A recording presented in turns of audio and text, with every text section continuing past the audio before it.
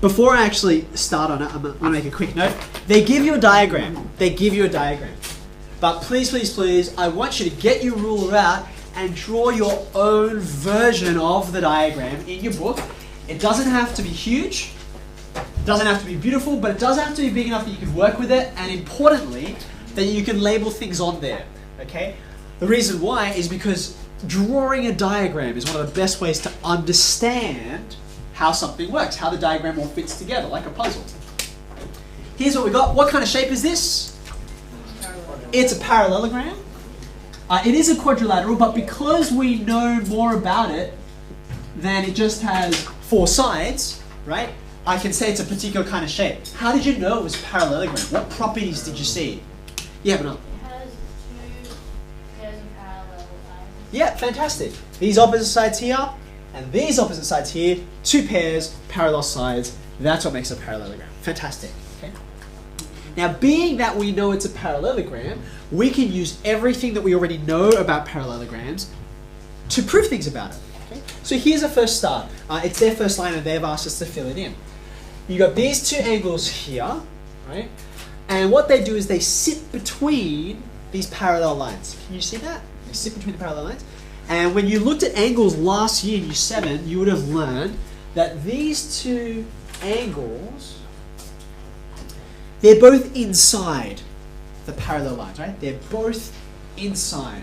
So we call these, because they're both inside, anyone know? Yeah. Co-interior. Co-interior, fantastic. In fact, that literally means, co-interior literally means both co. Like if you cohabit, it means 2 people living in the same house, right? And interior means on the inside. What's the opposite, by the way? What's when you're on the outside? Exterior, right. So there's interior or exterior. Here, they're both inside. So what I've got is co-interior angles, and the co-interior angles are on parallel lines. I've run out of space, so I'm going to need a bit of bracket. Now, I'm actually going to add something in here that they don't have a spot for it on your textbook, but that's why we're doing it together.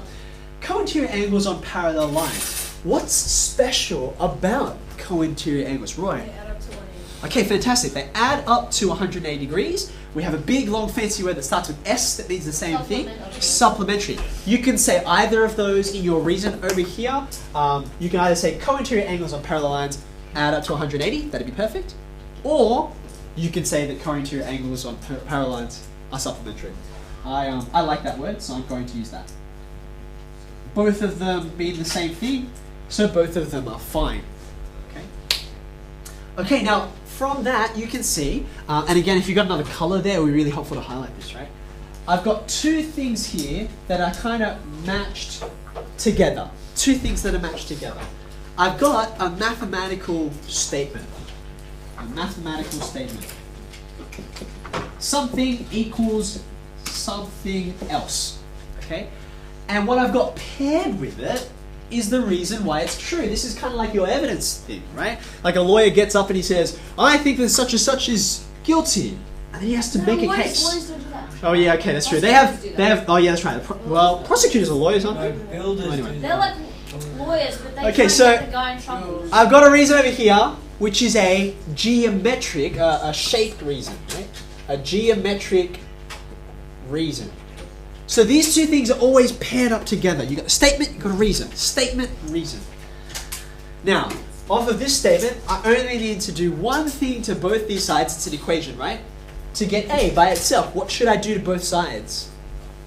Any suggestions? Hands up. Anyone want to have a go? Someone hasn't said anything yet. What can I do to both sides of this equation so that I'll just get A by itself? Oh. Yeah, Nipun. You could move the normal numbers to one side of the equal sign. Okay, yeah, so I don't want the A with something else. I want to get this 70 over the other side. So the way that I'll do that is I would subtract 70 from here.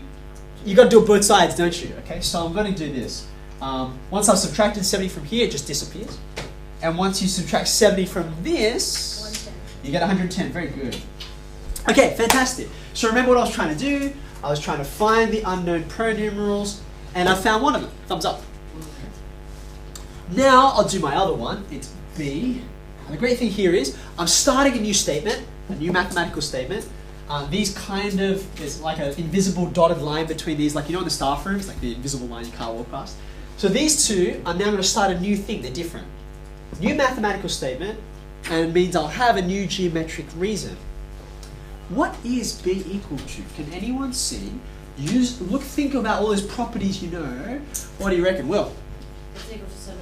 Okay, now, B is equal to 70. That does look right, but why is it true? Because it is. There's at least a couple of reasons I can think of. Yeah, Adam. Because it's opposite to 70 on the parallelogram. Okay, fantastic. So, by the way, thank you. It's okay. We'll get to you in a second. You can see this is one of the bonus reasons for why you draw your own diagram. Because you can scroll all over your own diagram, right, which you can't do in the textbook, okay? So you can see B and 70 are opposite. And one of the properties we've learnt about the parallelogram is that opposite angles in a parallelogram are equal.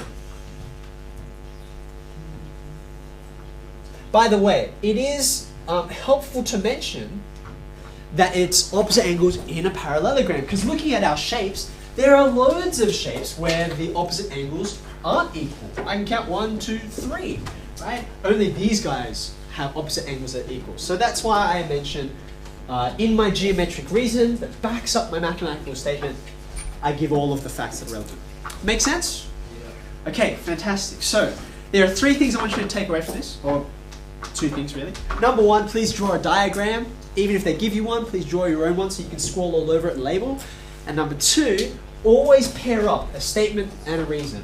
Statement and a reason. You should always see those 2 together.